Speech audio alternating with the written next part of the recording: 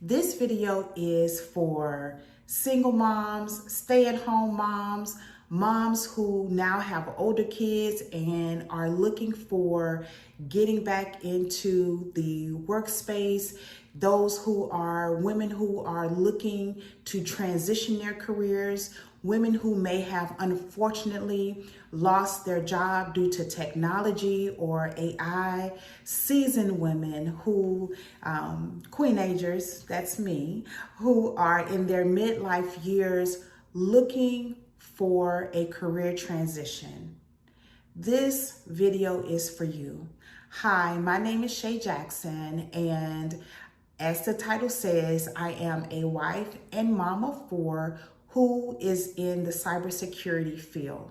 And I would like to tell you my journey just so that it can encourage you, be transparent about some of the fears I had, some of the challenges I faced, to encourage, to empower you, to tell you, girl, yes, come on, we need you. One of the things that I mentioned in my intro video is I've been in the technology space and now cybersecurity space for 20 years, and still I am either the only woman, definitely the only Black woman, or one or few women in meetings, in the room, in conferences that I attend, and that should not be. Women, we do have the intelligence. We do have what it takes to be in the technology, cybersecurity, and AI field. So let me start off from the beginning. I did graduate from Prairie View A&M University, go Panthers, with a Bachelor of Science with a bachelor's degree in computer science. Now, don't tune out because I said that, because listen, even with that degree, I felt like I didn't belong.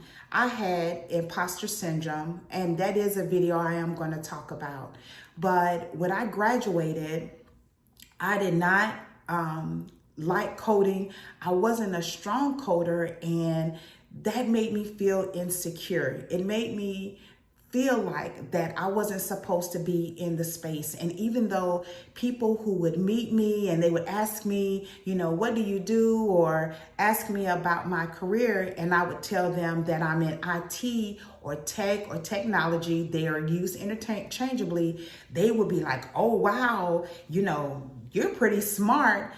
And I am. However, I didn't feel like it because I was not into coding. And so I, in my mind, thought that in order to truly be in the tech field, you had to be a programmer or coder. And I am here to tell you that is not true. False fallacy. I tell people that tech and cybersecurity is the best kept secret because so many people shy away from it because they believe that they have to be a programmer. They believe they have to be this technical person, and not necessarily. There are so many jobs that you don't need to have coding skills. You don't need to be in technology. All you need to do is just have an understanding, be open to learning, and be able to communicate with people. Back to my journey. So as I was looking for jobs, in between I was having kids. So one thing that was a benefit to me, God's favor, is because I would have kids, and I am a family first type person. So I would get out of the industry because there weren't a lot of work from home jobs back then. And I'll be honest, y'all, because you know that this is a male dominant field. It was brutal. It was challenging. There was one time when my son was sick, I was told that I needed to choose how I wanted to move forward. Boy, for real. That was really sad, and it again made me feel inferior. It made me feel less than. How, as a woman, did I have to choose to be a mom and also have a career? And back then, during that time, there weren't a lot of women that were in a unified space together that we could encourage, mentor, mentor or empower each other. Not that I knew of. And so that's why I am here. Because even still today, yes, there are a lot more women in tech and cybersecurity than there were when I first started, but just having a unified effort of saying, yeah, listen, we see you, we're here, and have that encouragement to pull each other along. So I decided, because I'm not a coder, in looking for positions, I decided on becoming a business system analyst, or you may see it as a technical business analyst or a business analyst. Now, there is a business analyst in the financial world, but that's not the type of position I had. Basically, I would have to understand the business requirements, and this is a business system analyst, understanding the business requirements of what the business is trying to improve. Like for instance, let's say that a business has a website and they want to run a promotion. Well, if they didn't have an in-house IT team that's able to do that, they would hire another company. And I was a part of that, of understanding the business requirements. I was what was considered the client liaison, of having that understanding and then being able to communicate that with the technical team, so that, I started to laugh, because one of the things about that was a plus for me is I am okay with different settings and talking to people. And sometimes techies are considered, not those types that know how to really communicate. But I have that. I'm very strong in soft skills. So what I would do, once I understood what the business or company desired to have, I would go back to the technical team, talk to them, have them understand what the client wants, and then they would tell me what's feasible or not, what could happen in, let's say, in one project, because sometimes companies don't understand everything that goes on in the back end of being able to change something. And so I would be the one going back and forth, having meetings with the business representatives, the point of contacts, the technical teams, the project managers, being able to talk about that information. And also, once there was something that was completed, I would demonstrate it so that we understood that, yes, this is what the company wanted. And so that is what a business system analyst does. Now, there's so many different job titles. Remember, I said technical business analyst. I was looking for jobs and it said business analyst, and they would bring up financial, and I'm thinking to myself, no, that's not me. So there's so many titles. They're pretty straightforward, and they've kind of been decisive about what that title looks like now, but back then it wasn't. So that is how I got my journey into the technical field. I didn't do any programming. I didn't do any coding. Like I mentioned, I would meet with the company that desired to change something. I would meet with technical teams. I had a project manager, and also I would have to complete documentation just so that we can have artifacts, so that we understood what happened, and just, I don't want to go too deep into that. So that is what I did as a business system analyst. And it afforded me the opportunity when I would have a child. I would be out for a little bit, and then I would be able to come back in. Now, one of the things that I did do while I was out, I would become a substitute teacher. I love math. That'll be a whole nother video. Or I would teach. I was a college professor at a community college in Houston. Shout out to H-Town. And so that's what I did when I was not in the tech field. I would teach either at the K through 12 level, but I absolutely love college. And once I was ready and I felt like, it was time for me to get back into the field, it did afford me that opportunity back then, okay? So again, there was no programming, there was no coding. As my children matured, because I have 4 and there's a age span, one of the things, the next step would be from being a business system analyst is being a project manager. And the project managers that I saw, most of them did not have any kids. They were either single or they were married, but again, they had like pets as their kids. They didn't have kids like I did. And I would see them working 60 hours a week, or, you know, sometimes I did work 60, 70 hours a week. But that was when, like, and I'll go back and I'll explain because I don't want to shy you away. So, and it wasn't work-life balance, but now it is. It's just in the old days, baby, it was straight wild, wild west, okay? But when it was time for us to release an update or something that was new, at times it would take a long time because there had to be testing done and we all had to be together to make sure that the launch or the go live, that it was successful. And so sometimes it did take time, that week of just preparation leading up to that day or that weekend or that point. It did take a lot more man hours as we were getting ready to make sure that we made that update. So going back to project managers, that's not the only time that I saw them working extra hours. And I'm a wife, I'm a mom.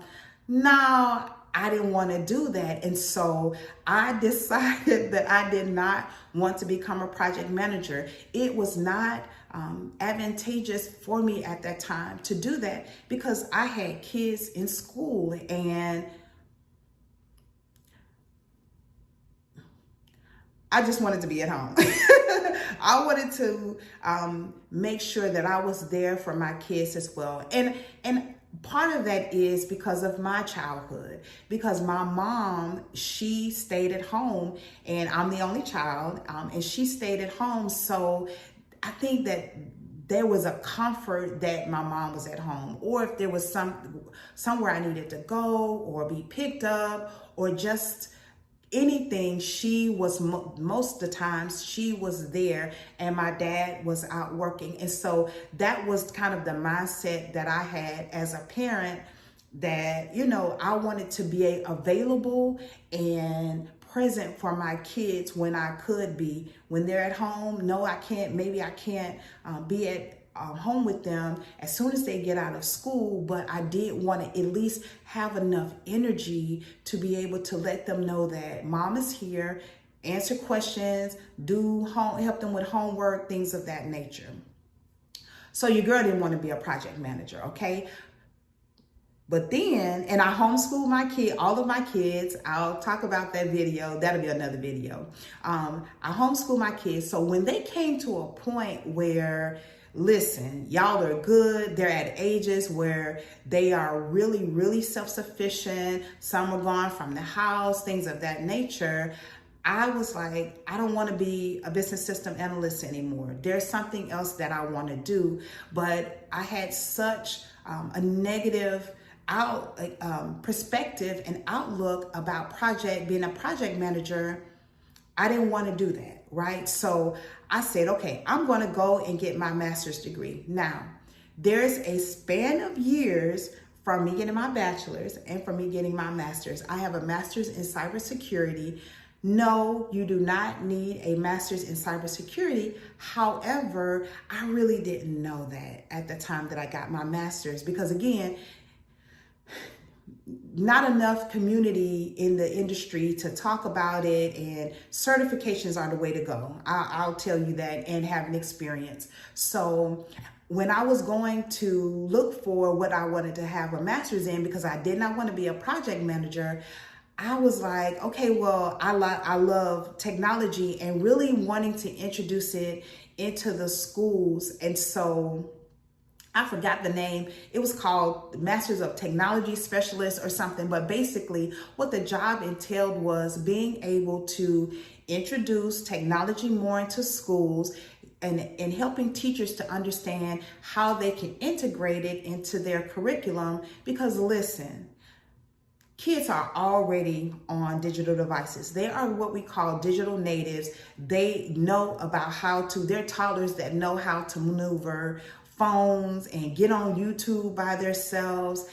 That wasn't the case during our time, but now it is. And so why not capitalize on that? They play games. They look at YouTube videos. Why not help them from an educational point, be able to learn more and us meet them in that space, right? And so that's what I was trying to do to have my master's in. One of the requirements is that you had to show that you taught. So remember, in between me having kids and all of that, I would sub as a math teacher, go math, and I taught at the college level for 6 years. I was an adjunct professor for 6 years. So found the school, shout out to Grand Canyon, and I was ready to go. Extractional technologist. I think that was the degree. And so I told them all of the places that I taught, they would not accept my college. And this is God, this is providence, okay? They would not accept my years of experience teaching at the college level. It had to be at the K through 12 level, okay? So, okay, I've done that. Reached out to the school districts and everything. Out of the 4 school districts where I was a sub, and I'm saying all I needed was a year, and it didn't have to be a continuous year. It had to just be at least a year of all of the days together of me teaching at a K through 12 school. 3 school districts could not find me, y'all.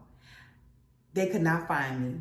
And so I turned in information that I had. They couldn't look me up by that's what I'm saying was none but God, because when I did meet them again for a background check to do for an investigation for the job that I have now, it's called public trust. Surprisingly, all of them found me, okay? But at that point, they did not. And so I was like, okay, well, my friend, she was telling me about her brother was in cybersecurity, and I had heard about cybersecurity, had read about it. Obviously, it's intriguing. By the way, technology and cybersecurity are not the same thing. They're 2 different industries, field sectors, and I will talk about that. But I was like, okay. So I asked my intake representative, I said, well, do you all have a program? I saw that they had a program in cybersecurity. I said, well, when do the classes start?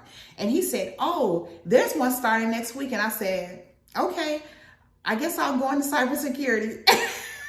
And that's how I ended up in cybersecurity. True story, God's providence, because I was trying to help teachers with integrating technology into the classroom. So did graduate, have my master's in cybersecurity, and it's such a big field that when people ask me that, no, I'm in cybersecurity, they'll say, oh, I want to get in cybersecurity. And the first thing I'll ask them is, well, what sector do you want to go in? What area are you interested in? And they'll just think it's cybersecurity. And that's one of the things that I'll talk about as well. So I decided the area that I wanted to specialize in and just focus in is cloud security. So if you've ever heard of AWS, that's Amazon Web Services, Microsoft Azure, or Google GCP, which is Google Platform, I am into cloud, and I still don't have to program. It's more of understanding networking.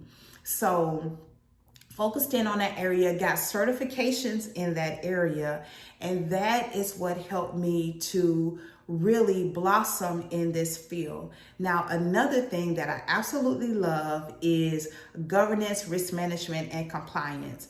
To me, that is one of the easiest ways to get into the cybersecurity field because, again, there's no coding. And it's from my experience, so it's not, something that I've heard. I love governance, risk management, and compliance. That's something that I've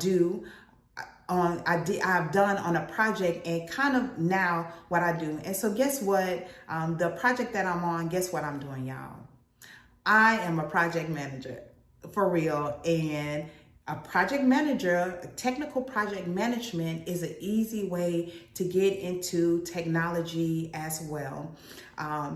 It's not like it was before. I work from home and it has provided such a good space for me to be in. Remember I told you how adverse I was to it from what I saw, but being able to work from home, being here present, I still have 2 kids at home, semi-empty nester. We're looking for the lights at the end of the tunnel, but they're good. We don't make our kids leave at 18, okay? We just try to have them stand on our shoulders, baby, because the struggle is real. My husband and I understand that. But that is my journey for being in the cybersecurity field.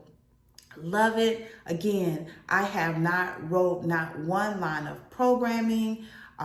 Don't have to program. It's very easy for me to talk to people, to be relatable. So if you're an extrovert and you like talking to people, you're okay, you have soft skills, come on over, baby. The water is fine. And that is it for this video, how a wife and mom of 4, her journey into cybersecurity. I will talk to you later.